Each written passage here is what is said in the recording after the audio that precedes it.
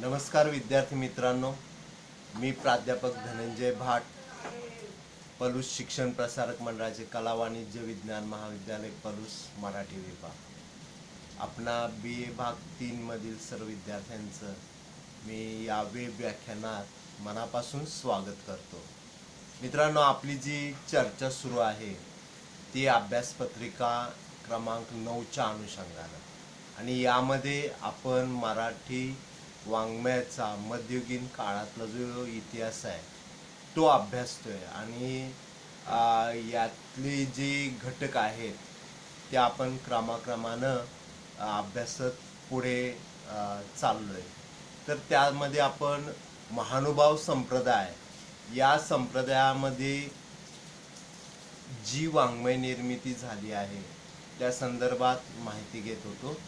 तर महानुभावीय गद्य वाङ्मय असा आपला चर्चेचा विषय होता, आणि यामध्ये आपण पहिले चरित्रकार महिमभट यांनी जे लीळाचरित्र, श्री गोविंद प्रभू चरित्र सारखे ग्रंथ लिहिले त्या ग्रंथांचा विचार आपण केला. आणि त्यानंतर केसोबास जे आहेत या केसोबासांच्या ग्रंथांचा आपण विचार करत होतो.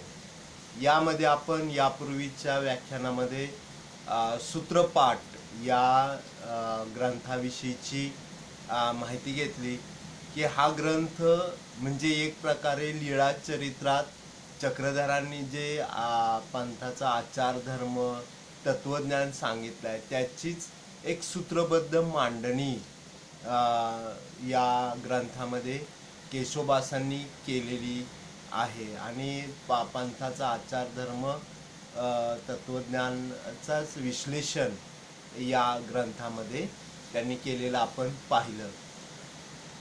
तर हा ग्रंथ जो आहे तो म्हणजे महानुभावीयांची जी पुढची वाङ्मय निर्मिती झाली या ग्रंथामध्ये त्याचे एक मार्गदर्शक ग्रंथ म्हणून हा महत्त्वाचा ग्रंथ आहे. त्यानंतर केसोबासांचा दुसरा ग्रंथ जो आहे तो म्हणजे दृष्टांतपाठ.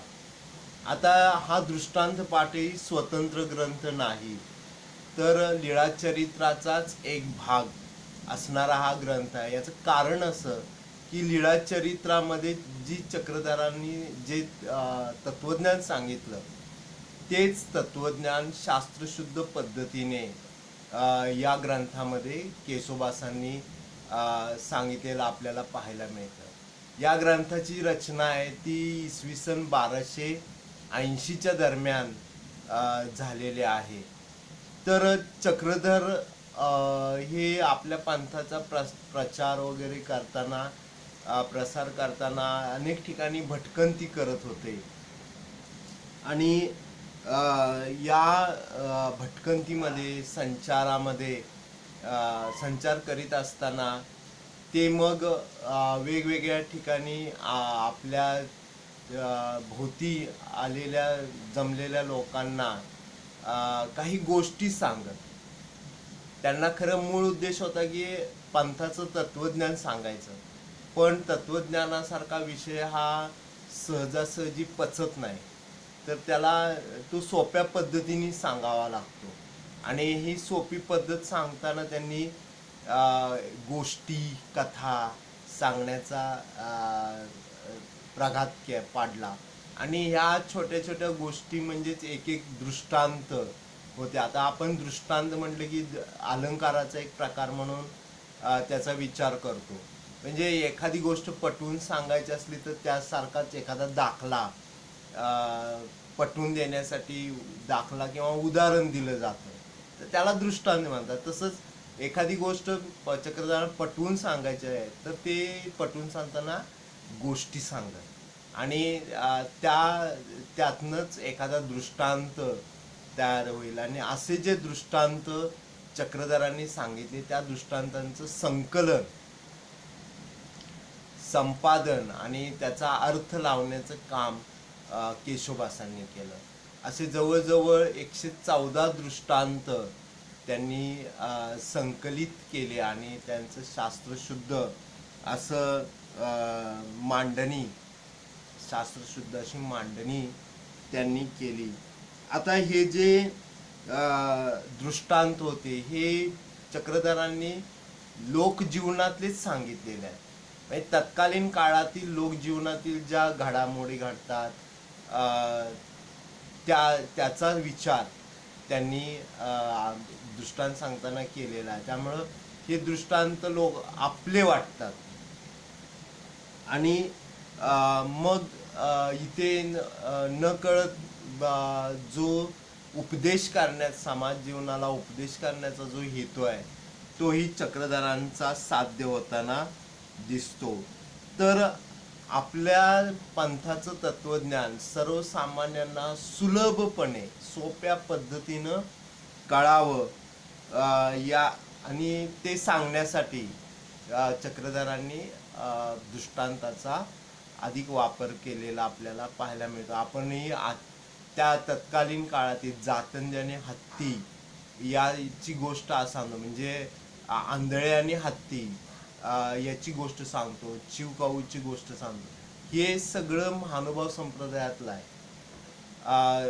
म्हणजे आंधळ्या जे आहेत जसा त्या हत्तीच्या अवयवाचा स्पर्श होईल तसा प्रकारे त्या आंधळ्यांना हत्ती दिसायला लागतो, वाटायला लागतो. म्हणजे कुणाला हत्ती कानाला स्पर्श झाला तो हत्ती सुपासारखा वाटतो. अशी जी आपल्याला माहीत असलेली गोष्ट आहे ती महानुभाव संप्रदायातीलच आहे. त्या अशा गोष्टी सांगून जो उपदेश आहे किंवा तत्वज्ञानासारखा कठीण विषय आहे तो सोपा करण्याचा प्रकार केशोबा चक्रधरांनी केलेला होता आणि त्याचीच उदाहरणं इथं दिलेली दिसतात. आता ही जी मांडणी आहे या ग्रंथाची, ह्याच्यात 3 विभाग पडतात. म्हणजे पहिल्यांदा चक्रधरांनी सांगितलेलं मूळ सूत्र किंवा मूळ जे सूत्र आणि त्यावरती त्यांनी सांगितलेला दृष्टांत अशी रचना दिसते. आणि त्यानंतर म्हणजे मूळ सूत्र आणि दृष्टांत चक्रधरांचे आणि त्यावरती त्याचा अर्थ लावण्याचं काम करताना केशोबासांनी दाष्टांतिक केलं. ते दाष्टांतिक म्हणजे त्याचा अर्थ नेमका सांगितला. तर ही अशी मांडणी आपल्याला दिसते.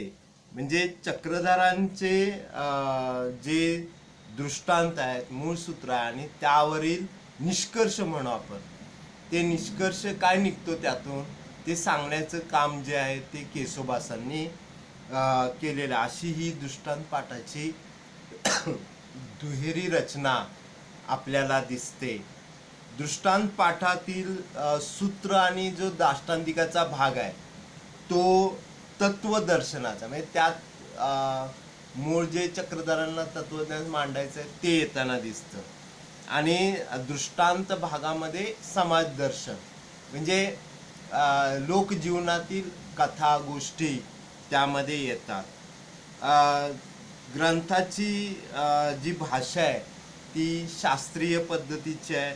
आता केशोबास हे विद्वान होते, संस्कृतचे पण जाणकार होते, पंडित होते. त्यामुळं विद्वत प्रचूर अशी शास्त्रीय भाषा या ग्रंथाची दिसते. लौकिक दृष्टांतात काही म्हणजे ज्याला समाज जीवनाच्या कथा सांगितल्या ज्याला लौकिक भाषा येते आणि दाष्टांतिक जे आहे म्हणजे निष्कर्ष ते सांगताना मात्र भाषा जी आहे ती पांडित्याची दिसते, म्हणजे विद्वत्तेची. तर चक्रधरांनी जे सर्वसामान्यांना आपलं तत्वज्ञान सांगताना उपदेश करताना उदाहरणं दृष्टांत दिले तेच या ठिकाणी आपल्याला दिसतात. या दृष्टांतात केवळ म्हणजे हे दृष्टांत नाही तर तत्कालीन आपल्याला समाजाचं दर्शन सुद्धा यामध्ये घडतं. म्हणजे 13व्या शतकामध्ये महाराष्ट्र समाज कसा होता याचं आपल्याला दर्शन घडतं. आणि वाङ्मयदृष्ट्या म्हटलं तर आपल्याला तत्वज्ञानाकडे जायचं नाही तर जे भाषा सौंदर्य आहे त्याकडे जावं लागतं आणि ते अपूर्व असंच या ग्रंथाचं आहे. यादवकालीन मराठी गद्य आपण म्हणू, कारण इतिहासाचा जर विचार केला तर हा काळ आपल्याकडे यादवांचा काळ आहे, देवगिरीची यादव राजांचा.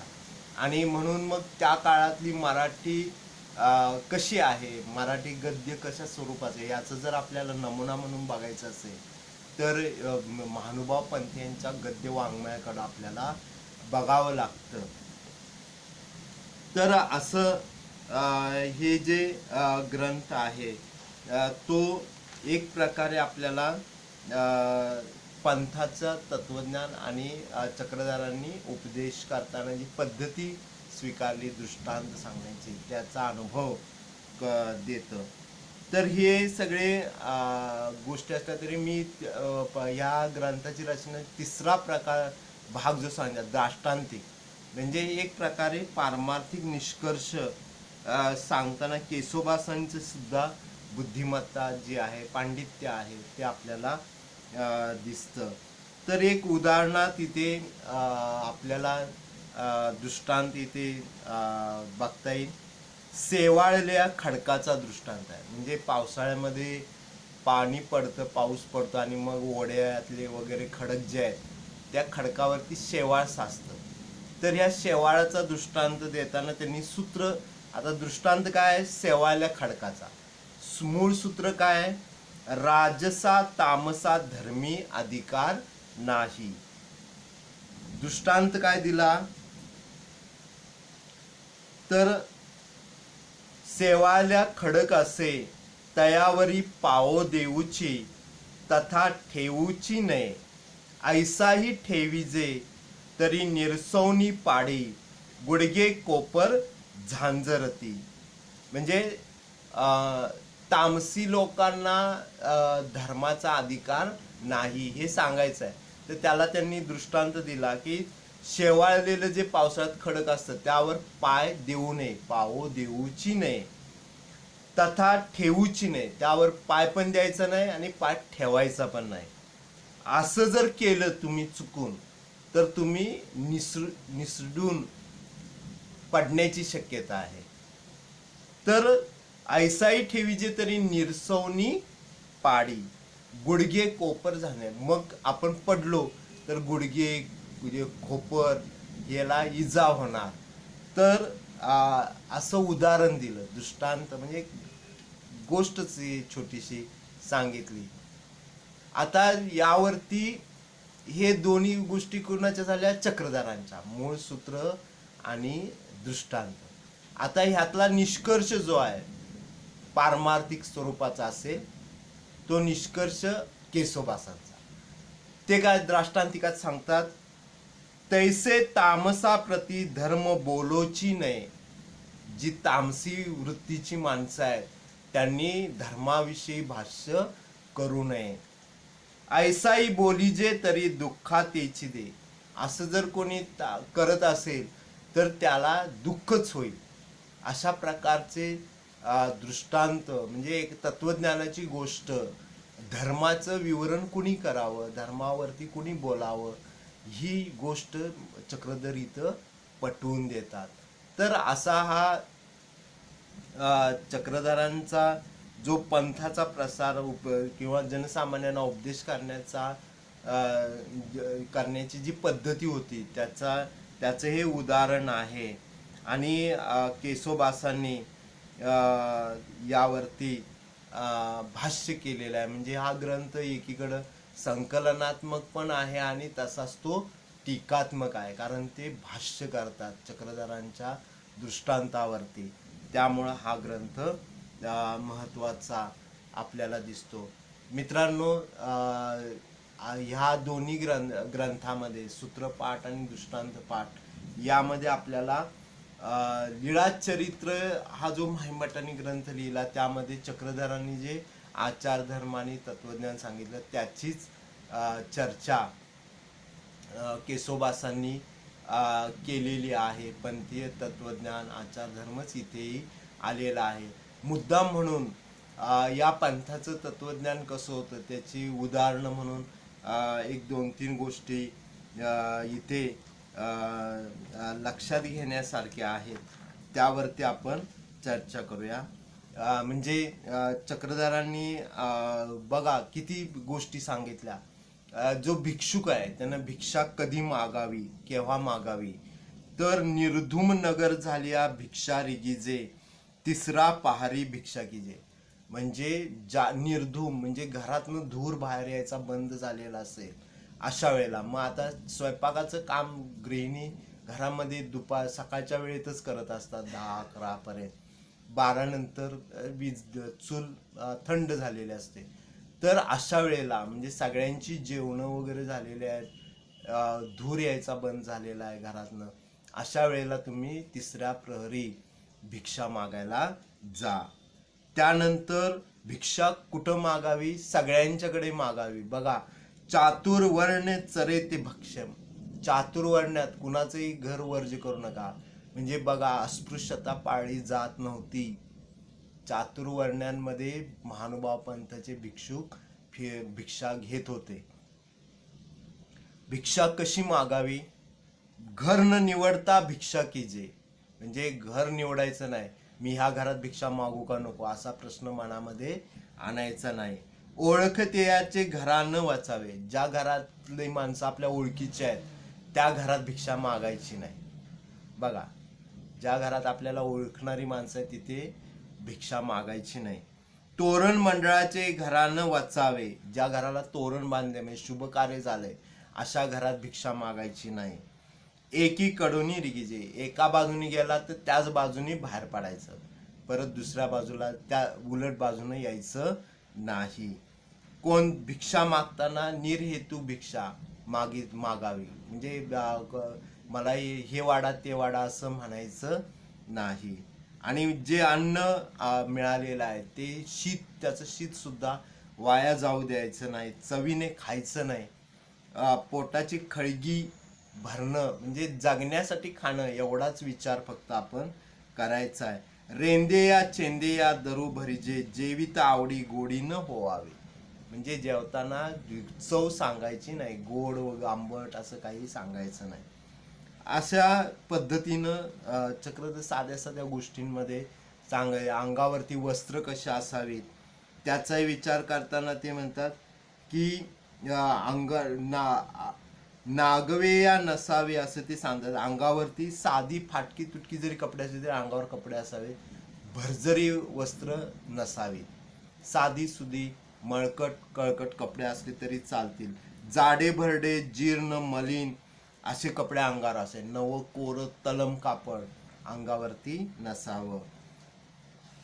वस्त्रासाठी लोकांच्या मरणाची वाट पाहू नये म्हणतात. म्हणजे मला दान मिळेल म्हणून त्या इतक्यापर्यंतचे दंडक आहेत. आणि साधकानं मग निसंग राहावं, स्वजन स्वग्राम स्वदेश याचा त्याग करावा.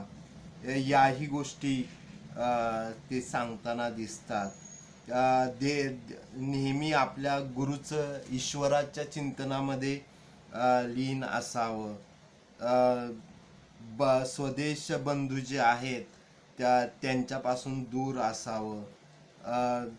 आपण ज्या ठिकाणी वास्तव्य करतो तर ते करत असताना एका झाडाखाली वगैरे म्हणजे सहवास करू नये. यासारख्या एका झाडाची सवेनं होवावी. एका वृक्षाखाली आपण विश्रांती घेऊ नये. एका स्थानाची सवेनं एका स्थानात अधिक काळ राहू नये. अशी एकाकी साधकांना करावी. खूप साधकांना कठीण वाटतील असे दंडक या पंथात होते आणि त्यातून तावून सुलाखून निघालेली लोक या पंथात शिष्य होते आणि चक्रधरांचा हा पंथ मोठा झालेला आपल्याला दिसतो. तर विद्यार्थी मित्रांनो, केशवबासांच्या या वाङ्मयीन सेवेचा भाग आपण आतापर्यंत माहिती घेतली. अपेक्षा आहे की ती तुम्हाला समजली आहे. इथेच आपण थांबूया. पुढच्या भागामध्ये आपण स्मृतीस्थळ या चरित्र ग्रंथाविषयी माहिती घेऊया. नमस्कार.